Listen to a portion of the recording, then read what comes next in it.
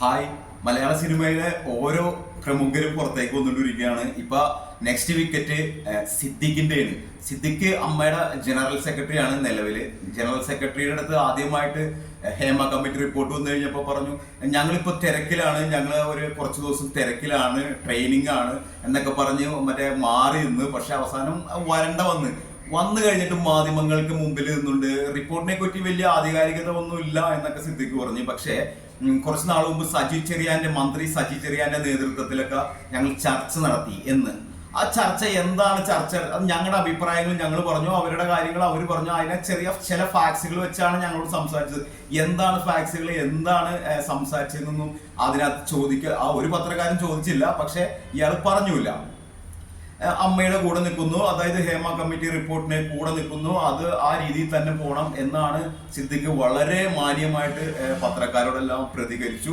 വളരെ കുനീതനായിട്ടൊക്കെയാണ് പ്രതികരിച്ചത്. ഓക്കെ, 5 ദിവസം പ്രതികരിക്കാതിരിക്കുന്നോട് എന്നെ അത് ക്ഷമിക്കണം എന്നോട് എന്നൊക്കെ പറഞ്ഞ് വളരെ മാന്യമായിട്ടാണ് പ്രതികരിച്ചത്. ആ പ്രതികരണം തന്നെ കണ്ടാൽ നമ്മൾക്ക് അത്രയും നല്ലൊരു മാന്യൻ 100 ഇനി 1000 കോടി രൂപ സമ്പാദിച്ചു എന്ന് പറഞ്ഞിട്ടും കാര്യമില്ല. കാരണം പബ്ലിക് പ്ലാറ്റ്ഫോമിൽ ഒന്നിരുന്നിട്ട്, അതായത് പ്രായപൂർത്തിയാവാത്ത ഒരു പെണ്ണിനെ ലൈംഗികമായിട്ട് ക്ഷണിക്കുക, അത് ഇങ്ങേർക്ക് സിദ്ദിഖ് എന്ന് പറഞ്ഞ വ്യക്തിക്ക് 60 വയസ്സിൽ മുകളിലുണ്ട്. എന്നിട്ട് 18 വയസ്സ് തികയാത്ത പെൺകുട്ടിയെ ആണ് എന്നാണ് പറയുന്നത് ക്ഷണിച്ചു അത്രേ. സിനിമയിൽ പബ്ലിക്കായിട്ട് വന്നിരുന്ന് പറയണേ ക്ഷണിച്ചു. അതുകൂടാതെ ശാരീരികമായിട്ടും മാനസികമായിട്ടും ഉപദ്രവിച്ചു. പല സ്ഥലത്ത് നിന്ന് സ്കിപ്പ് ചെയ്തു പോകാൻ ശ്രമിച്ചപ്പോഴും ഇയാൾ എന്നെ ഫോളോ ചെയ്തു എന്നാണ് പെൺകുട്ടി വരുന്നത്. പറയുന്നത് പെൺകുട്ടിയുടെ പോക്സോ കേസ് എടുക്കാൻ സാധ്യതയുണ്ടെന്ന് പറഞ്ഞ കാരണമാണ് ഈ പെൺകുട്ടിയുടെ പേര് പറയാത്തത്. പബ്ലിക്കായി തന്നെയാണ് പെൺകുട്ടി പറഞ്ഞിരിക്കുന്നത്. അതുകൂടാതെ അത്രയും വയസ്സായ ഒരു വ്യക്തി ഈ ഒരു പ്രായപൂർത്തിയാകാത്ത പെൺകുട്ടിയുടെ മുൻപിൽ നിന്ന് മാസ്റ്റർബ്യൂട്ട് ചെയ്തു എന്ന്.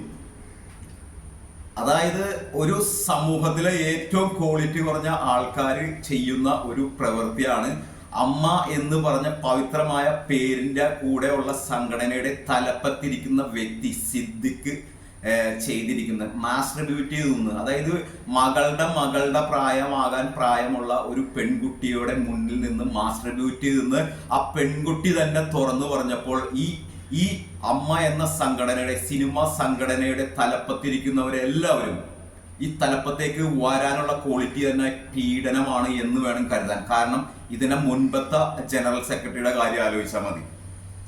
ഇടവേള ബാബുയുടെ അവസ്ഥ കണ്ടില്ലേ? പുതിയതായിട്ടൊരു സംവിധായിക, ആ സംവിധായികയുടെ കഥ തന്നെ സ്ക്രിപ്റ്റ് എഴുതി കഷ്ടപ്പെട്ട് ഉണ്ടാക്കിയിട്ട് അതിനകത്ത് ഒരു റോള് കൊടുത്തതിന്റെ തലേ ദിവസം വിളിച്ചു പറഞ്ഞു എന്ന്, റൂമിലേക്ക് വാ, അതല്ലെങ്കിൽ അമ്മയുടെ സംഘടനയുടെ അംഗത്വം തരാം റൂമിലേക്ക് വന്നാൽ. അതായത് 1.5 ലക്ഷം രൂപയാണ് വിലയിട്ടത് ഈ പറയുന്ന ഇടവേള ബാബു ആ പെൺകുട്ടിയെ റൂമിലേക്ക് വന്ന് ചെന്നില്ല എന്ന് മാത്രമല്ല, ആ പെൺകുട്ടി പറഞ്ഞു എനിക്ക് ഈ സീൻ വേണ്ട, നിങ്ങൾ വെട്ടിക്കളഞ്ഞോ, എനിക്ക് വേണ്ട എന്ന് പറഞ്ഞു. അപ്പൊ അതൊരു സിനിമാ സംവിധായിക കൂടിയായ ഒരു സ്ത്രീയാണത് പറഞ്ഞതെന്ന് പറഞ്ഞപ്പോഴാണ് ഞെട്ടിക്കുന്ന കുറെ കാര്യങ്ങൾ പുറത്തു തന്നെ.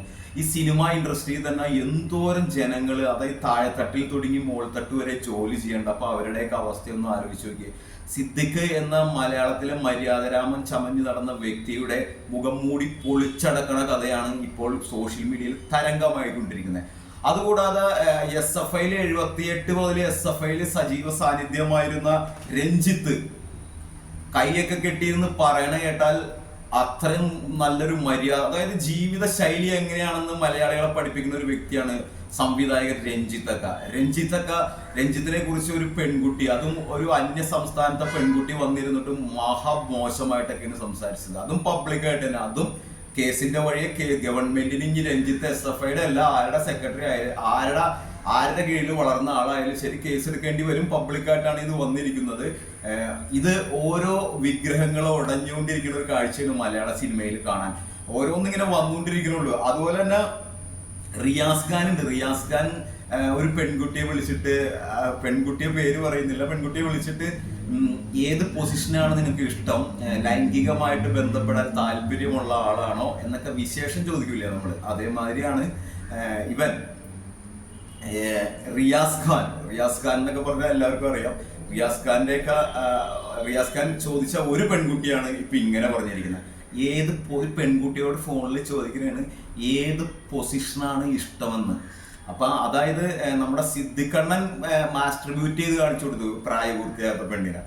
അപ്പൊ റിയാസ് ഖാൻ ചോദിക്കണേ, അതായത് അഡ്വാൻസ് ഇതെല്ലാം ചോദിച്ചറിഞ്ഞതിന് ശേഷമാണ് വരാൻ പറയുള്ളൂ. അതിനു വേണ്ടിയിട്ടായിരിക്കും, അല്ലെങ്കിൽ കഥകുമ്പ മുട്ടുവാനായിട്ട്. ഏത് പൊസിഷനാണ് ഇഷ്ടം എന്ന് ഒരു മലയാള യുവ നടിയോട് ചോദിച്ച കഥയാണ് റിയാസ് ഖാൻ. മലയാള സിനിമയിലെ പ്രമുഖരെല്ലാവരെയും മലയാളികളെടുത്ത് അമ്മനെ മാറുന്ന കാഴ്ചയാണ് കാണുന്നത്. ഇടവേള ബാബുവിനെ കുറിച്ചുള്ള കമന്റുകൾ ഇങ്ങനെയുണ്ടോ? ഇടവേള ബാബു യാതൊരുവിധ സിനിമാ മേഖലയിൽ യാതൊരുവിധ കഴിവും പ്രകടിപ്പിക്കാത്ത മുതല് എന്നാണ് ഹെഡിങ് ഇടവേള ബാബുവിനെ കുറിച്ച് കൊടുത്തിരിക്കുന്നത്. വളരെ വൾഗറായിട്ട് ഒരു വയറും ഒരു 4.5 അടി പൊക്കമുള്ള ഒരു 80 കിലോക്കാരനാണ് ഈ പറയുന്ന ഇടവേള ബാബു. ഈ ഇടവേള ബാബുവിനെ കുറിച്ചുള്ള കമന്റുകളാണ്. സിനിമാ മേഖലയിൽ യാതൊരുവിധ കഴിവും പ്രകടിപ്പിക്കാതെ മുൻനിര താരങ്ങൾക്ക്, പ്രമുഖ വ്യക്തികൾക്ക് കൂട്ടിക്കൊടുത്ത് അമ്മ എന്ന താരസംഘടനയുടെ തലപ്പത്ത് ഏറെ വർഷക്കാലം ഇരുന്നു കൊണ്ട് എത്ര കഴിവുള്ള നടന്മാർ ഈ മുതലിനെ സാറേ എന്ന് വിളിച്ച് ഓരോ കാര്യങ്ങൾക്ക് പുറകെ നടത്തിയിട്ടുണ്ടാവും. എത്ര പെൺകുട്ടികളുടെ ജീവിതവും മാനസികവുമായ നശിപ്പിന് ഇദ്ദേഹം കാരണമായിട്ടുണ്ടാവും എന്നെല്ലാം പറഞ്ഞിട്ടാണ് ഇപ്പൊ കമന്റുകൾ വരുന്നത്. കൊടവയറൻ, കുള്ളൻ, പിന്നെ കോഴി, അങ്ങനെയൊക്കെയുള്ള എങ്ങനെ സാധിക്കുന്നുള്ളവയെന്ന്, അതായത് ഇമാതിരി വയറും കാര്യങ്ങളൊക്കെ വെച്ച് ആണ് നടന്നിരുന്നത്. അപ്പൊ എങ്ങനെ സാധിക്കുന്നുള്ളവേ എന്നാണ് ഈ ഇടവേള ബാബുവിനെ. ഈ ഇടവേള ബാബു തന്നെ അമ്മ എന്ന സംഘടനയുടെ തലപ്പത്ത് വർഷങ്ങളോളം അവരോധിച്ചെന്ന് പറഞ്ഞു കഴിഞ്ഞിട്ടുണ്ടെങ്കിൽ എന്താണ് ഇടവേള ബാബുവിന് സിനിമാ സംഘടനയുടെ തലപ്പത്തിരിക്കാനുള്ള ക്വാളിറ്റി എന്ന് ചോദിച്ചിട്ടുണ്ടെങ്കിൽ അതിന് മറുപടിയായിട്ട് മലയാളികൾ ഇപ്പോൾ കമന്റ് രൂപേണ പറയണത്, പ്രമുഖരെന്ന് അവകാശപ്പെടുന്ന പ്രമുഖ വ്യക്തികൾക്ക് മലയാള സിനിമയിൽ വരുന്ന സ്ത്രീകളെ കൂട്ടിക്കൊടുക്കുന്ന പണിയാണ് ഈ ഇടവേള ബാബുവിന് എന്നാണ് കമന്റ് രൂപേണ വരുന്നത്. ഞാൻ പറയണല്ല, കമന്റ് രൂപേണ. അത്ര അധപ്പതിച്ച രീതിയിലാണ് ഓരോ നടന്മാരെ കുറിച്ചും ഇപ്പോൾ പുറത്തു വന്നിട്ടിരിക്കുന്നത്. പറയുമ്പോൾ എല്ലാം പറയണം. സ്ത്രീകളുടെ ഉന്നമനത്തിന് വേണ്ടി ശബരിമലയിൽ പോലും സ്ത്രീകളെ കയറ്റാൻ വേണ്ടി, സ്ത്രീകളുടെ ഉന്നമനത്തിനും അവർക്കുണ്ടാകാവുന്ന പ്രശ്നങ്ങൾ നേരിടാനും അവരെ പ്രാപ്തരാക്കാനും എല്ലാം വേണ്ടി വനിതാ മതിൽ വരെ തീർത്ത ഒരു ഗവൺമെന്റാണ് കേരളം ഭരിക്കുന്നത്.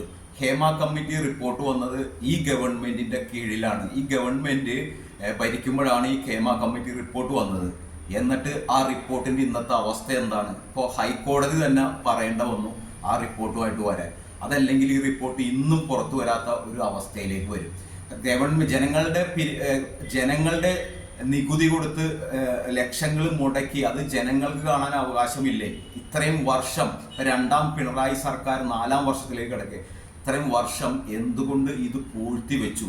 പിന്നെ ഞാൻ SFIക്കാരനാണ് എന്ന് പറഞ്ഞ് വീമ്പിളക്കിയ രഞ്ജിത്തക്ക ആരോപണ വിധേയനായി പബ്ലിക്കായിട്ട് തങ്ങളുടെ അനുഭവങ്ങൾ പല നടിമാരും പങ്കുവെച്ചപ്പോൾ എന്തുകൊണ്ട് സ്ത്രീ സുരക്ഷയ്ക്ക് മുൻകൈ കൊടുക്കണം, മുൻകരുതൽ കൊടുക്കുന്ന ഗവൺമെന്റ് ഇവരെയൊന്നും ഈ പാർട്ടിയിൽ നിന്ന് പോലും പുറത്താക്കുന്നില്ല? എന്തുകൊണ്ട് ഇത്ര കാലം ജനങ്ങളുടെ മുൻപിൽ നിന്ന് ഈ ഒരു ഹേമ കമ്മിറ്റി റിപ്പോർട്ട് പുറത്തു വെച്ചു? എന്തുകൊണ്ട് ഇതിനെതിരെ ചാടിപ്പടഞ്ഞ് സമരങ്ങൾ, DYFI പോലുള്ള സംഘടനകളും സമരങ്ങളൊക്കെ ആയിട്ട് മുന്നോട്ട് പോകാത്തത് എന്തുകൊണ്ടാണ്? പൊതിച്ചോറ് കൊടുക്കണ ചേച്ചിയൊന്നും മിണ്ടണില്ലല്ലോ ഇപ്പം നിലവിൽ. എന്താണ് കഥ? ഒന്നേ ഉള്ളൂ, അത് ഉന്നതന്മാരുടെ ഇടപെടലാണ് ഇതിനെല്ലാം കാരണം. പക്ഷേ സത്യം എന്നും പുറത്തു വരും എന്ന് പറയുന്ന പോലെ ഇതാ നമ്മുടെ പ്രിയങ്കരനായ സിദ്ദിഖ് ജയിലിലേക്ക് പോകാൻ തയ്യാറെടുക്കുകയാണ്. നന്ദി, നമസ്കാരം.